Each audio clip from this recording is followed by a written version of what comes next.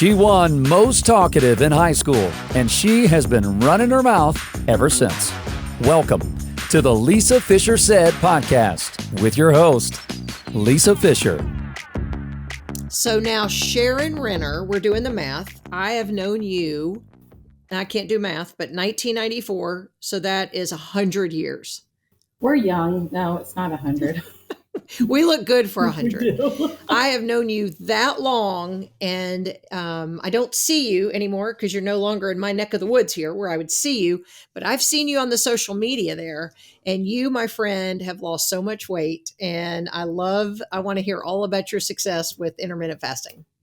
Gosh, Lisa, first of all, I wish I had to fly to Little Rock to do this so that I could come see you. I know. And be in person. But anyhow, next best thing. I have to tell you that, I have done almost every diet there is in the world. And I don't like that word diet. No one does, because that means you're restricting yourself from something. And this is a way of life. And mind you, I thought Weight Watchers was a way of life too, but still it's not. You're paying someone money. You're stepping on a scale. You are recording everything you eat. I mean, I don't want a life of that. That's bondage, right? That's prison. Yeah. And so anyhow, to go back. So I have done every diet, lost weight, gained it, lost weight, gained, all that kind of stuff. The transformation, I want to say, first of all, I always did the low carb because I wanted less tummy fat, after 3 babies, hello. And this, after 1 month, I lost 3 inches off my waist. Wow. So, I mean, talk about... Now that's insane. Talk about like rewards, and right. and it's all it is just cutting your hours of your eating, which I did play with, but I love it. It is freeing. It's freedom. I can eat whatever I want, enjoy life. It's the best thing ever. When did you start? October of 2020. So a year and a half ago, maybe a little bit more than a year and a half. And so what interested you in it? Because we don't see each other anymore. So I wasn't able to say, hey, Sharon. And now you may have seen my social media post, but what was it that led you down that path? Well, I heard a lot of your podcast and what you had to say about it. And I got Jen Stevens' book, and I just thought this is doable, I mean, and the other thing, Lisa, is that I always have in my mind is it's not just what we're doing to the outside of our body, it's what we're doing to the inside of our body. And whenever I had a weak moment when I wanted to throw in the towel because the numbers weren't changing as fast as I wanted, I was like, no, think about what I'm doing for my organs, for my brain. I love it. All that kind of stuff. So that is the main reason why it just kept me going, because I thought, you're not doing this just because of wanting to be less poundage. You're doing this because you're taking care of your body from the inside. So I love it. And, Jen Stevens says it's a health plan with the side effect of weight loss. Yeah. Yeah. And in fact, there are some people who do it. I have a client, she's 67, she's small. And finally, we had met together 4 times. And she said, well, I'm doing this because I have early onset dementia. And see, my dad, I'm trying to reverse it. And so it had so many positives for it that I just felt like, why not? So it was a hard start for me, I got to say. I know that you have shared that, like, you had, like, your appetite was quenched or not so pretty quick. Yeah, in about 3 or 4 weeks, I had the appetite correction. Yeah, for me, it was definitely like 2 months before. I mean, I was like, I just wanted to bite my hand off at like 2:00, But I pushed through by drinking another glass of water. And I just told myself, just give it 1 more hour. And then 4 hours later, whatever. most of the time I was just able to just talk myself through it. Excuse me, my cat Yeah. wanting to be a part of this. Your cat can be a part of it. Let me see if your cat needs to do intermittent fasting. Oh, no, that's a joke. That's a joke. He's tall and lean. You know how sometimes they get fat? Yeah, I know. Not my cats. One thing you mentioned, the thing that I try to tell people, and you know this, and it's not necessarily that program you did, but any program, anything you have a program or have to report to somebody, then you're relying on those cues to tell you if it's time to eat or not. You have reversed that, Sharon, by relying on Sharon. But Sharon's body tells Sharon when she needs to eat and when she needs to stop. And you don't. So have you counted a calorie in the last year and a half? No. No. A fat gram? No. Carbs? A macro? No. I mean, if anything, I'm just trying to do a little healthier and cleaner eating, so less ingredients on a package, and all that kind of stuff. But and that's good for everybody. But I eat whatever I want. Isn't that the craziest thing when we tell people that? They're like, come on. Yeah. What's your total weight loss at this? And you're finished losing weight, I would assume. Yeah, I'm just basically maintaining. My total is 40 pounds, but that's a lot of weight. Thank you. I went from 192 to 152. So because you're about 5'10". Mm-hmm. Yeah, that's great because I'm 5'8" and 150. So I weigh the same thing and I'm 2 inches shorter. Well, whatever. So you are slim. That is great, Sharon. Like have people noticed? Oh, yeah. Surely. Yeah. Yeah. I have to say this, that some people think, I don't know. Some people think that I have like an eating disorder or that I'm too skinny. And I'm like, you know what? It's because you've never seen me like this before in my life. You've seen me bigger. So I am not too skinny. I mean, and I weighed less than this in college and that's what I was wondering. Yeah. What was your weight in college? 145? I was probably like 130 in college. I was probably too skinny in college. I really did try to gain weight, but I had a lot of allergies, and so I was sick a lot, and so I didn't have my allergies tested. And then when I got my allergies tested and had allergy shots, and all of a sudden the weight started coming on because I could taste food and stuff like that.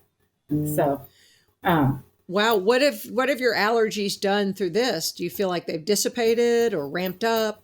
I don't feel like there's any. I don't have any issues with anything really. Do you do allergy shots now? No.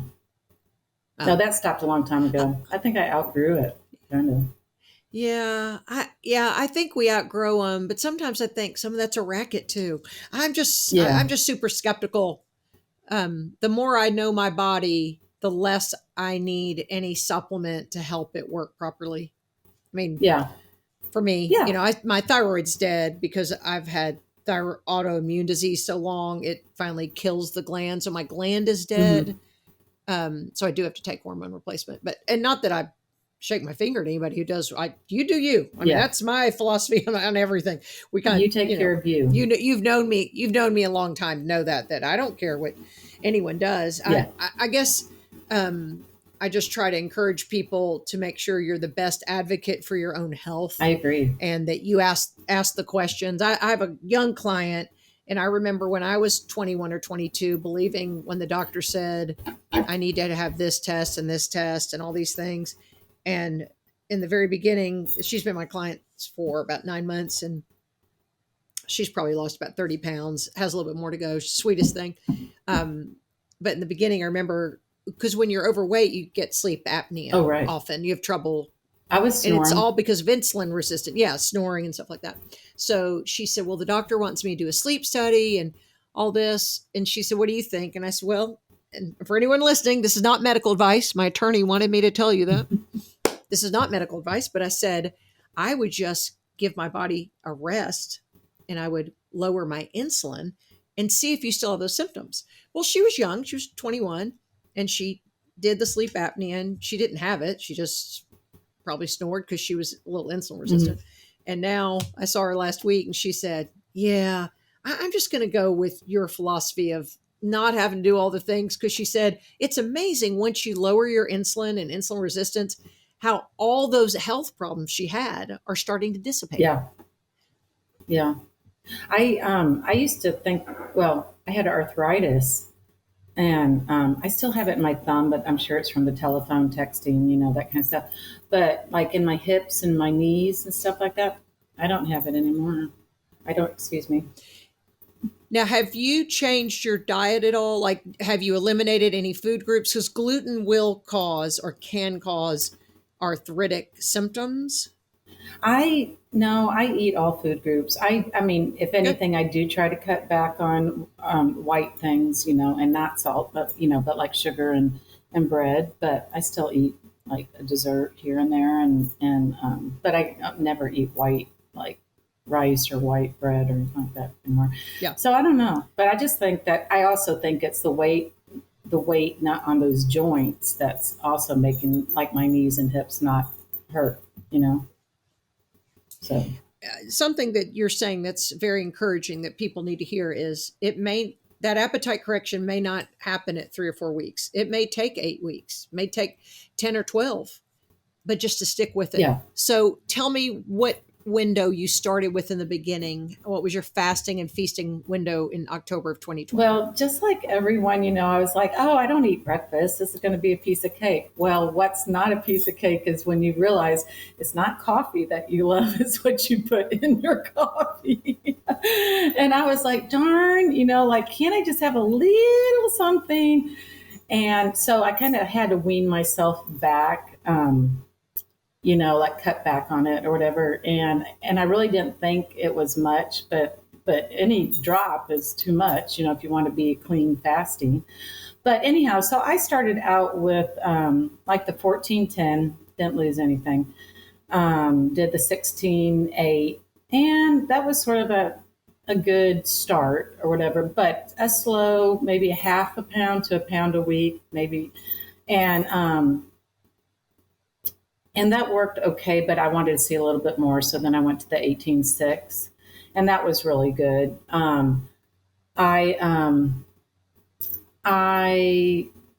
But now, or when I finally hit a point where I just do the 1 meal a day, like OMAD, whatever, and I really just have a 4-hour eating window. That's what I do now for Monday through Friday, but it's so, like Jen said, like I'm a teacher, I never pack a lunch. Why? It's so easy just to go into work with my water and my black coffee and then come home and make dinner and, there, so be it.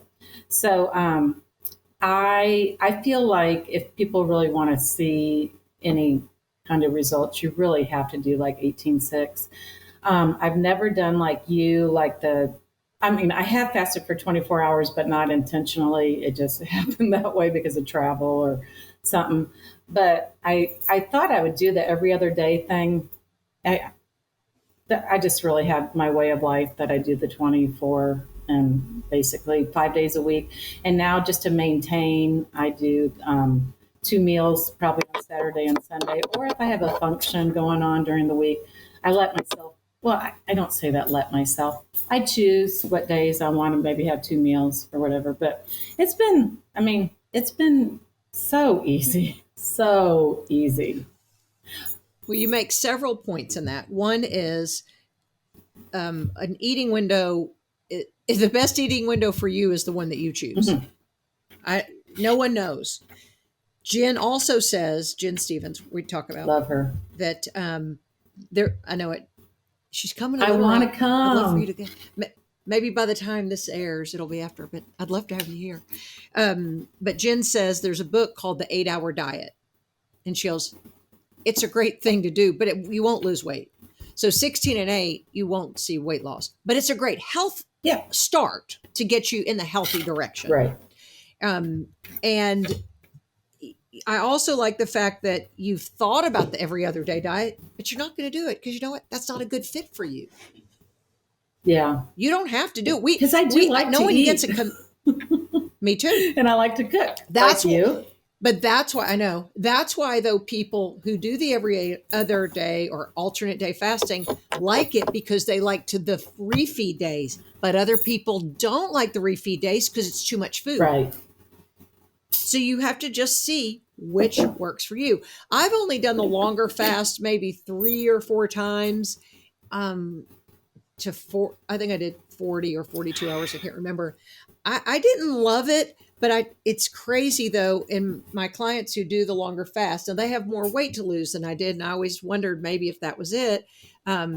They love it and feel energetic. They say I have clients who do 3-day fast. The hunger goes away. The first day's the hardest, but I'm like you're shaking your head for people who can't see you because they're listening to podcast, not watching on YouTube. I'm the same way. I just kind of shake my head. That just doesn't sound good to me, but it just shows that we're so bio-individuals. Bio-individuality is what we talk about. Yeah. Just that we're so unique, and you found your sweet spot of 20 and 4. And the other thing you're doing very well, this is very good. You're having 2 meals a day on weekends. So you're mixing it up. Yeah. Your body's not in a rut. So I feel like I also on weekends, because my husband sometimes wants to eat about 12:30 or 1. So we'll eat something at 1 then, and then we'll eat, a small dinner. And so I do like mixing it up. I only do then the reason I do like a 24-hour fast a lot of Mondays is because on weekends, and I've given it up. I say this all the time. I swear I sound like broken record, but I have to give up gluten because it inflames me. So I've been having gluten on weekends and other days. Mm-hmm. And so this week for sure, I was like, okay, not only a 24-hour fast, but I went and got I make my own hummus is better than the restaurants, I feel like. I bet. But the pita bread, I can't eat the pita bread with it. So I just get the satiety chips, which is a grain-free chip. You can get it grocery store. I mean, just about all grocery stores have it now.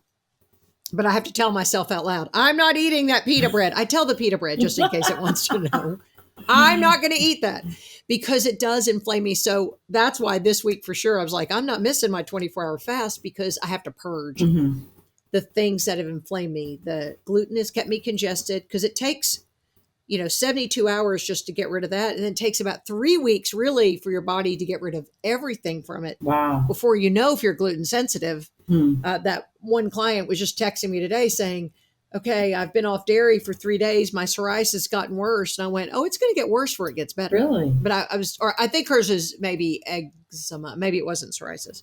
It was atopic dermatitis. And I said, just try. And she just texted me right before we got on, how long do I have to go through this? Because my atopic dermatitis is worse now than it was. I went, honey, you're just on day 3. You're just in the beginning of the purge and you feel bad. And then you kind of get on day 5, kind of like if you get off carbs you go through probably the headache and the withdrawals and stuff like that. Yeah. So then you didn't incorporate any low carb principles when you started? Yes and no. I got to say, I still, and I hate this, but I still kind of in that sugar-free mentality. I've done it for almost more of my life than less of my life, And so it's still like, I still want like, when I have like the sugar-free water, like flavored waters and the, that kind of stuff. I still tend to veer towards sugar-free, versus sugar, but that's probably the only thing that I still kind of do. But no, I don't do low carb I just eat more vegetables and fruit just because of the goodness, and like what satisfying. God has created us to eat. What you said about eating, like you could eat a bag of Doritos or cookies and never feel full, but give yourself a steak, broccoli, or chicken, baked potatoes, and you couldn't, and you can't eat it all. Mm-mm. It's so interesting that you said that. That's never dawned on me, but that is so correct. Well, what you have to do then from that point is go down the rabbit hole to realize then those foods are manufactured so that you don't put them down. Yeah. So what are they putting in there that's preventing your own hormone from communicating with you? I don't want it. Yeah, bad. Preservatives and all those words that you can't pronounce. Right. I don't want it then. And sugar. I can't afford it. Yeah, and sugar. Yeah, and we all love it, and it's delicious, and it's in there. It's a lot of things. And I know you are a home cook. You've cooked the almost 30 years I've known you, you've always cooked. Yeah, we both. And I have too. So that's an easy transition for us. Yeah. For some people, Sharon, that's a big step for them to take. And some people, and that's why there's no judgment. They have to get to the point where they're satisfied with the foods in front of them. But if you eat packaged foods or drive through, or Dr. Bickman says, if you get your food, if your foods come in bags with barcodes, it will circumvent your satiety signal, the leptin signal in the brain, your apostat that tells you, oh, I don't need any more food. It circumvents it by the way they've manipulated the food. So I just soon not have that. Would I like a Pop-Tart? Yeah. But truly, I would rather do a home cooked Pop-Tart because I have a little more control in the ingredients and I wouldn't have all the additives in it, because there is a recipe for Pop-Tarts, right? That you could, or chocolate cake or whatever thing. Yeah. I don't have to get the Little Debbie's. Right. I mean, I wouldn't, but let's say someone said, Lisa, a gun's to your head. You have to eat a Little Debbie's. I go, well, can I just make my own? Can I stay in the game if I just make my own? Because there is so much more nourishment and satisfaction when, as you know, when you prepare foods at home. Absolutely. Love to cook. What are some of the things you've been cooking lately? I made white chili, comfort food, chicken, sour cream chicken enchiladas. That sounds so good. Beef stroganoff.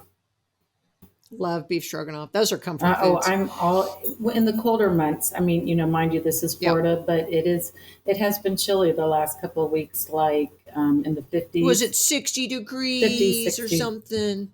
Oh my goodness. I know. I mean, you're from Indiana. What are you saying? There was a time that you didn't see 50 or 60 till May. Exactly. I know. And one thing I love to do, and it's like kind of my serenity, but I love to take my walks. And so I'm lucky enough that my backyard, is only 2 blocks away from my house. And to walk that after work, or always on the weekends, sometimes after work, but and sometimes be, bundled up. I have my layers, and all that kind of stuff. But no, it's nothing like Indiana, Chicago, that kind of stuff that I had growing up. But the weather here, it's pretty cool. It's pretty decent. Well, plus another component of your weight loss too is the fact that you do eat at home a lot. Oh yeah, I don't. And you go out. Yeah, I didn't think you did. And that you are getting sunlight. Sunlight is so therapeutic. High vitamin D levels mean you fight illnesses and you have a better metabolism than the person who doesn't have a high vitamin D. And we know that the average now is people with their vitamin D's like in their low 20s. It should be 50, 60, 70. Now, they say anything over 30 is good, but it's not. It really needs to be 50 or 60 if you really want to fight infection, keep your metabolism going, help with longevity. Because, vitamin D is a hormone. It's not a vitamin. It's a hormone I did not know produce. That. Mm-hmm. And so we get it. I'm pointing to my outside. It's from the sun, right? Which I like the sun a little too much, and now I'm seeing it big time. No, it's fine. Just get some laser and remove any brown spots. I have stayed out of the sun because I used to hate hot weather. Now I appreciate it more because I see the value of the sun. But I also have vitiligo, and you can see when I get out in the sun, because I do tan. What I have left, you can see I tan easily. Right. So you can see the contrast of my vitiligo. So I used to stay out of the sun because kids at grocery stores point and stare. Older people will say that. I don't say care. How beautiful you are. No. Yes, It's because you love me. Yes, I do. But you are beautiful. Well, thank you. But my point is now I don't care. Now I just make sure that I'm getting sunlight. And for everyone listening, get it in the morning as the sun comes up. Look at the sun, 15 to 20 seconds. Tell your body to make cortisol. Get sunlight during the day. And then get it in the evening when the sun starts to set to tell your brain to make melatonin. So now I look at the sun. It's like my job. Like I have to get up, brush my teeth, make my bed, get sunlight. I love that. Do my things, get sunlight. do, so and so and so. And then in the evenings, um, I mean, you should see me. I run to the front of the house. My house faces south, mainly south, so I can see the sun coming over it, That as things move, but I can see that is cool. rising and setting. Uh-oh. I run out there because it's part of my health. Oh yeah, I think that's so important. I'm a teacher, and so if we don't have recess, it's so hard. But yes, I sit in the sun at recess because part of it, the playground is shaded, and I'm always sitting in the sun for 30 minutes if I can. Of course, on the weekends, go to the beach. And then when I walk, it's normally kind of like the last sunlight of the day, like for 45 minutes. Good. So Good. love it. You get home from work at what time? I work different hours, not your typical school hours, because the school I'm at has young kids, so it's still considered like a child care or whatever. So I do the babies in the afternoon. I have my VBK 4-year-olds in the morning. So I really don't get home until like 5:15. And you hadn't eaten all day at that point. And then I don't want to eat. I want to go for my walk, and then I come home. Wow. And I make dinner, or I heat up whatever, because I'll cook like 2 big things on the weekends and then like eat that during the week. Okay, let's go back to the Sharon of 5 years ago who got up and she had her candy coffee, and you might have had breakfast, and then you had to pack a lunch for school. Oh, yeah. And then probably a snack. I would eat the snack that I give the kids, which are like goldfish, graham crackers, pretzels. Just crap, right? Just crap, Yeah. right. I have grandchildren, Yeah. so I have goldfish here Yeah. for my grandchildren. But handful for you, a handful for me. That's right. Because we were thinking, well, we were told to eat every few hours, and we were just keeping another log on the fire. And God forbid, my stomach would rumble, and I would have to, That was we thought it was an emergency. Exactly. We thought it was a DEFCON 5 emergency. We need to call the government. Like that 3-hour car drive. Hungry. You got to have that granola bar because. Oh yeah. I would plan trips because I was told if we were leaving here and we were going to Fayetteville, which is Northwest Arkansas for us, 2 hours, 2:30, 2:45. Well, I'm going to get there. I may have to have cheese and crackers or something. What kind of bull crap was I believing? And this is what happened, though. We trained our bodies to eat every few hours. So we really did have some type of hunger, but it was just an insulin dip. Our insulin was on a roller coaster. And now that you've switched over from sugar burner to fat burner, you're going through the day, dude. Well, you're going all day without eating. And something else, and I know you've said, and also Jen said this, I don't want to eat lunch because I want to take a nap. So I've told people, totally, if you were to pick one meal of the day, make it be dinner, because you are going to go to bed like 2 hours later or whatever. And so sometimes eating that snack or that lunch, whatever, is not good because it just makes me sleepy. So sleepy, Sharon. If I regret it during the week if I have a lunch at 1 rather than delaying my window till about 2 or 3 maybe. Right. And if it's of any size, I could suck my thumb and someone read me Goodnight Moon and I could go night. And I'd be fine. That yesterday. Yeah, right. I bet you read that every day. I love that. Still one of my favorites. But it really is, and Jen has mentioned this, it's the lion in the Serengeti who gets the kill and he goes down for a night. Yeah, exactly. The bears in hibernation do a lot of eating so they can make it through the winter. And the fat stores that all mammals have, it's impressive that that's what we use for fuel if given the rest. Yeah. But if we continue to give a barrage of foods, of any insulin, not just foods that produce insulin, flavors that produce insulin, then you're not going to tap into those fat stores. So I guess you now see at this point, scientifically, you were insulin resistant all those years. Yeah. And that's why you had too much weight on. Oh, yeah. And you've treated your insulin resistance, which means you're now burning fat for fuel. You've tapped into your fat stores to burn for fuel, and you're insulin sensitive. Makes sense. It's exactly what's happened. I mention this in every podcast, but it's the book Why We Get Sick by Benjamin Bickman. That's really I haven't read changed. that, but I heard you and I wrote it down.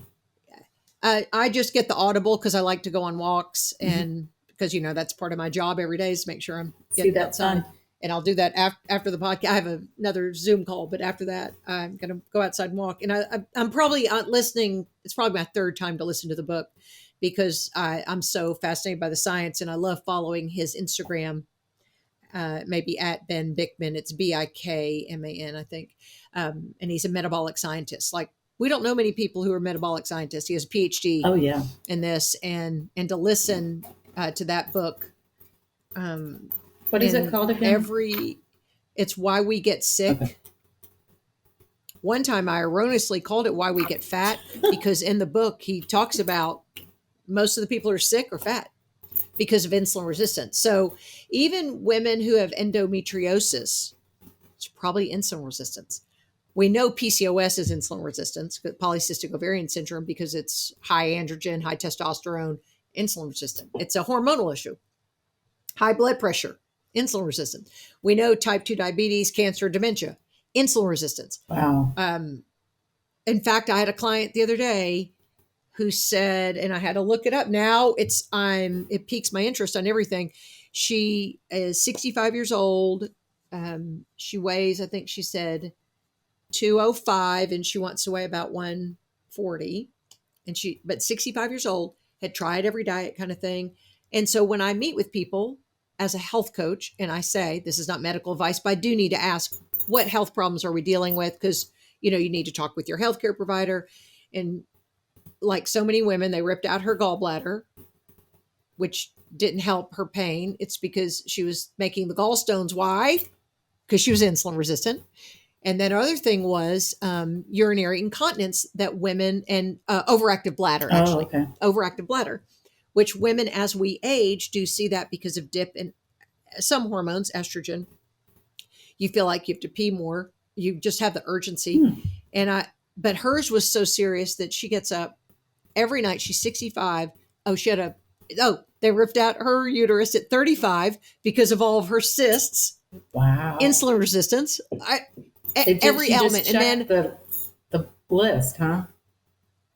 And then when she told me about the overactive bladder, I truly didn't know. And I looked it up. Does overactive bladder have a connection to insulin resistance? Yes. She gets up 4 times in the middle of the night, every night.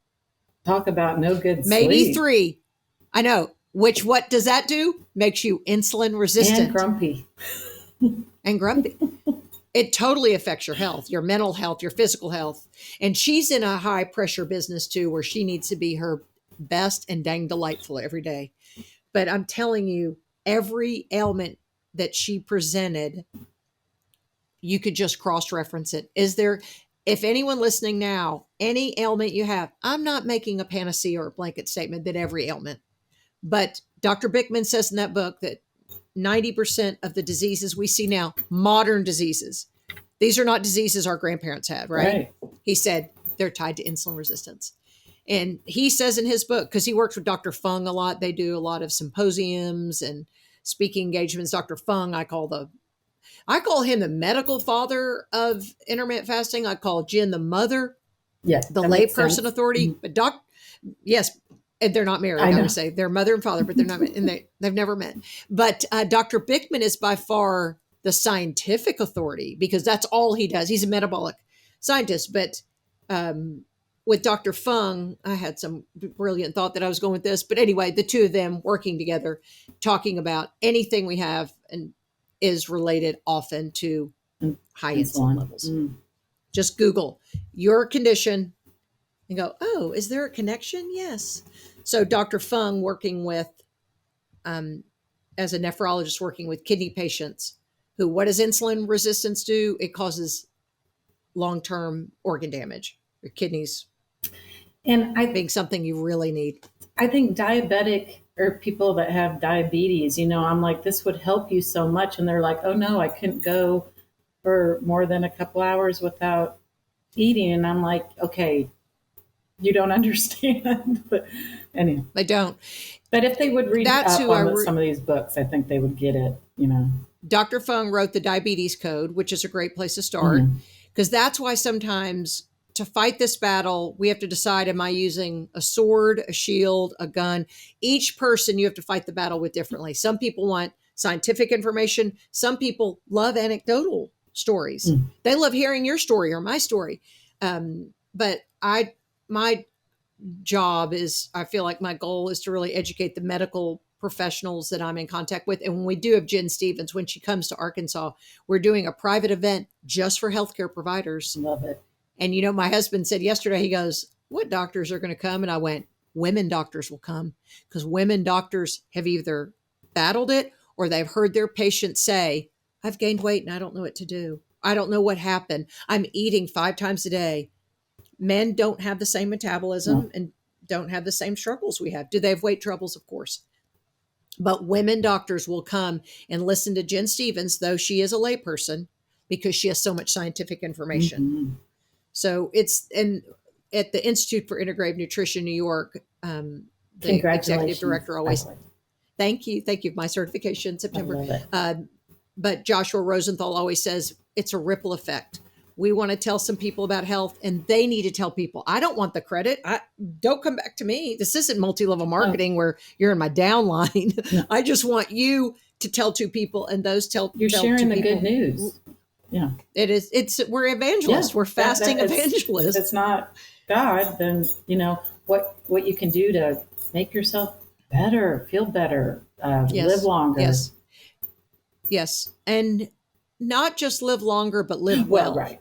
Quality of life. Well, right. A lot of people, though, do have this longevity connection, but I don't want to live in a battered and bruised vessel that I didn't take care of because my insulin was too high, because I genetically am predisposed to type 2 diabetes.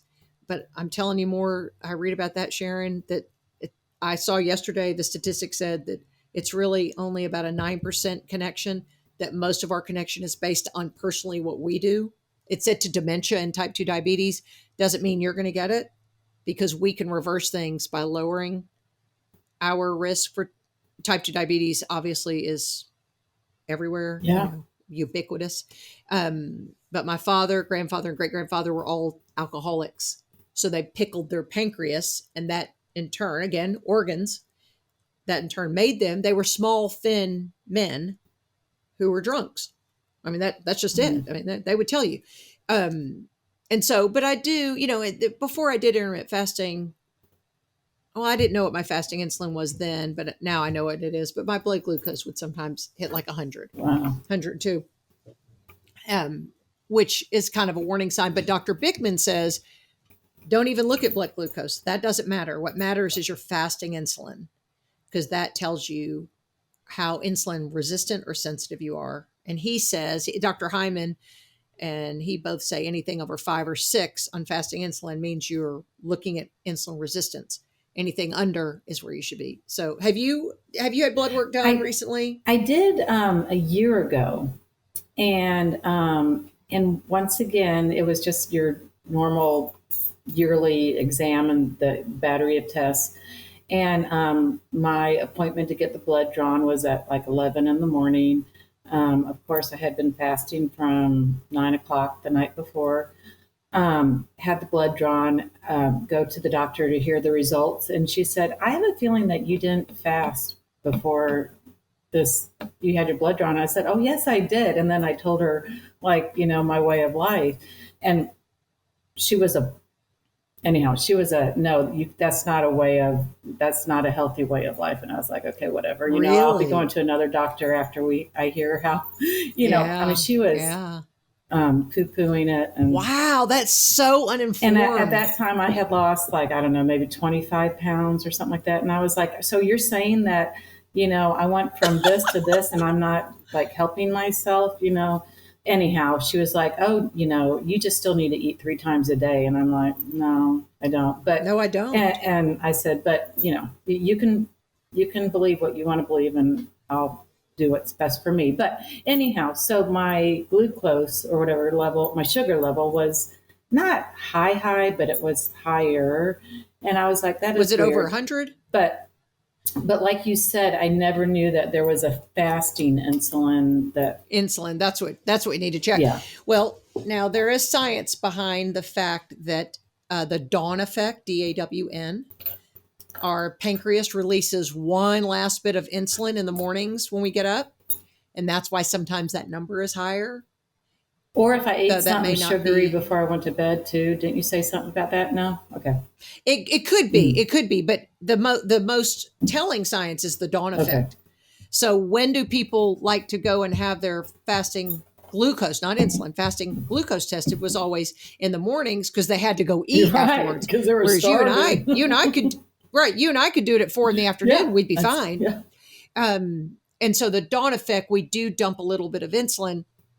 Then the doctor has to say, well, gosh, I'm going to have to put you on metformin because this morning reading. And then if that happens, you can tell your doctor respectfully that please look up the dawn effect and let's see. And really what you ask your doctor is, don't look at my glucose. Let's look at my fasting insulin. Yeah. Because Dr. Bickman says it has a 20-year predictability on your future health. Yeah. That people who are battling their weight now or battling type 2 diabetes, if you had tested it 20 years ago, the fasting insulin was creeping up. Wow. He said by the time you check the glucose, it's kind of too late. If it's high, then you may have had he says 10 to 20 years of warning sign that you are getting insulin resistant.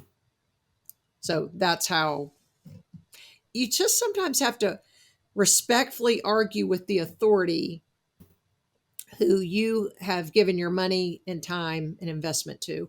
And there are a lot of breakups that I'm all for the breakup in that of just saying, you know what, I'm sorry that doctor there, that's the doctor that I want to have in my home or talk to face to face because I'm convincing. Yeah.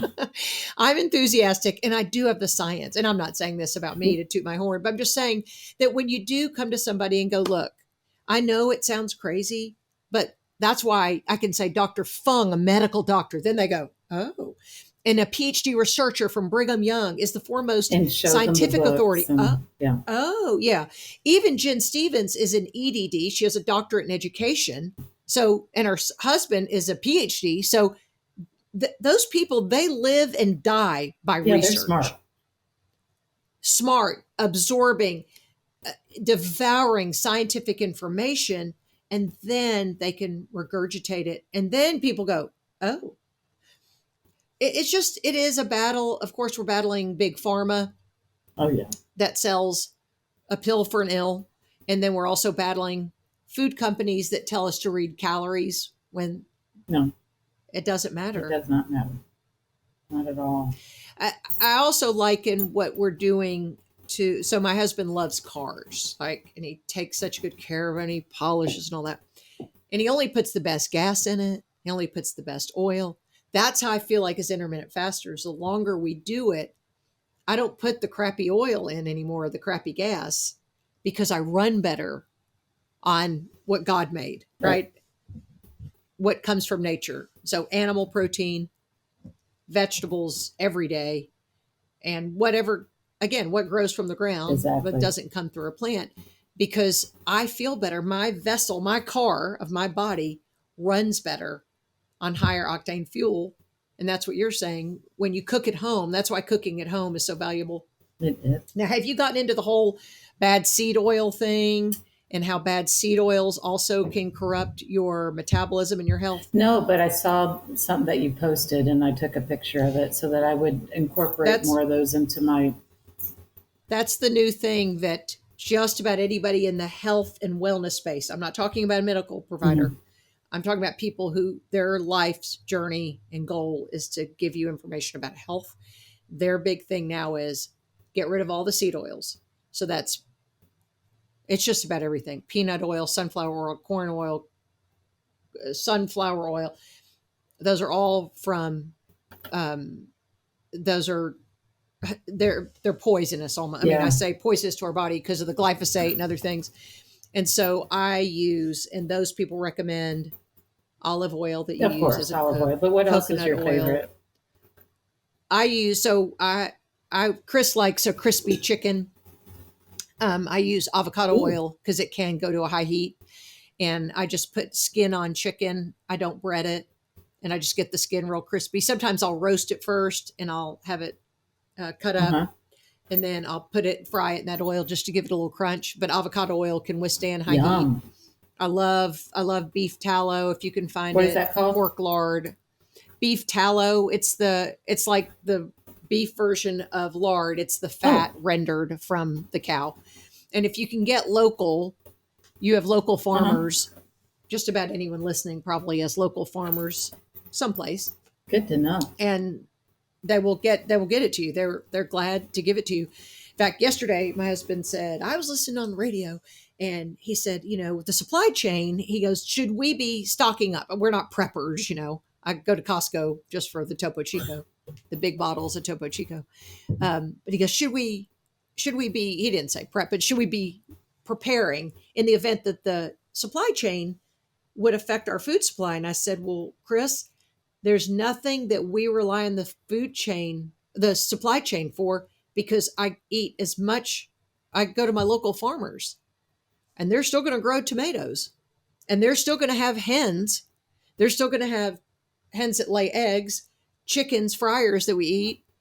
Now, I don't know how they get their feed. I don't know. I'm not going to question it. Doesn't matter. I think they're pretty much to nature and get as much local as they can. Yeah. But he went, oh, I guess you're right.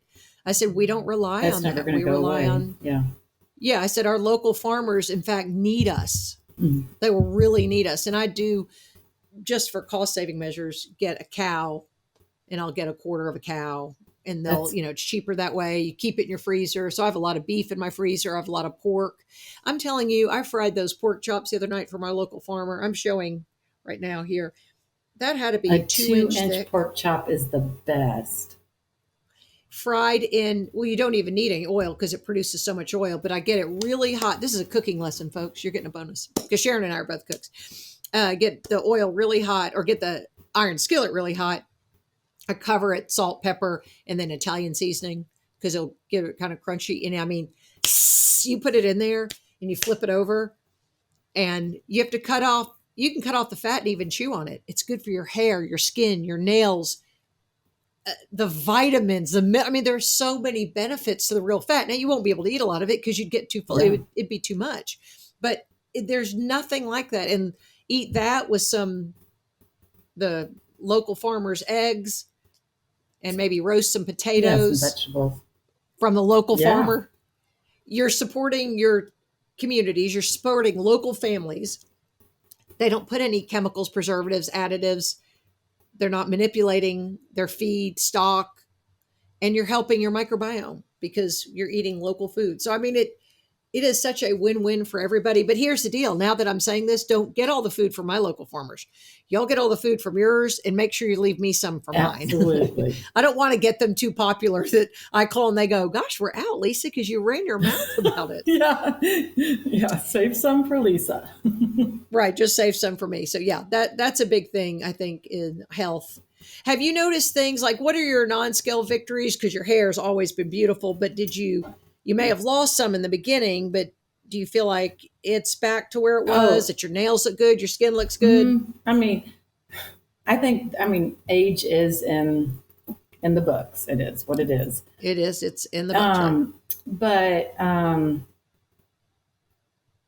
I feel, and I can never say that word, autophagy or whatever that word about. Autophagy. I think that is really cool. And it's magical. And is true. I think hair, once again, like my joints, that kind of stuff. But clothing, that's the other thing and sort of with what you asked me, but not really. I highly recommend to anyone that wants to see success and have it be non-scale victory is take your measurements. And take the before pictures and the during pictures and all that kind of stuff. My total inch loss is just a minute, I just wrote it down. 21 inches. 21 inches? No, 21 inches in September. Oh. A lot. Because, tons of 21 inches. Yeah. You're wearing a bikini, and, right? You're wearing a bikini but, again, aren't you? I did hips, I did thighs, I did waist, I did breasts, and then I did that when you get older, the skinniest part of your body is like right underneath like your rib cage or, but I mean, when I would be depressed or not depressed, because once again, this is for my body health. When maybe I didn't in the beginning, didn't see the numbers on the scales, I would go do my tape measurement because I would measure myself like once a month. Hello, inch loss. I mean, so inches sometimes were more than pounds. And hey, that's where when you're going down a size or 2 or 3 or whatever in your pants or, and even these went down. I'm definitely down a cup size, but I was good with that. Yeah, for sure. What size pants do you wear now? Like a 4? No, or 6? I wear 6. Good because solid you're pretty 6. Thin hipped. You're slim and you have pretty legs. I remember this because we've been friends for so long. My hips were not so slim at one point, but I carried it more in the middle. I was an apple or whatever, which is dangerous. But yeah, it's visceral fat. I would like to know if you at one time had non-alcoholic fatty liver disease, NAFLD. Anyone with weight gain a lot of times in midsection, if they were checking, they would have noticed that you had non-alcoholic fatty liver disease. And after you go through intermittent fasting, it magically disappears. Who knows? That'd be something, but it doesn't matter because you can't convince that mean old lady, that old heifer anyway. Well, intermittent fasting is a good waist, thing. I mean, wearing bikinis at age.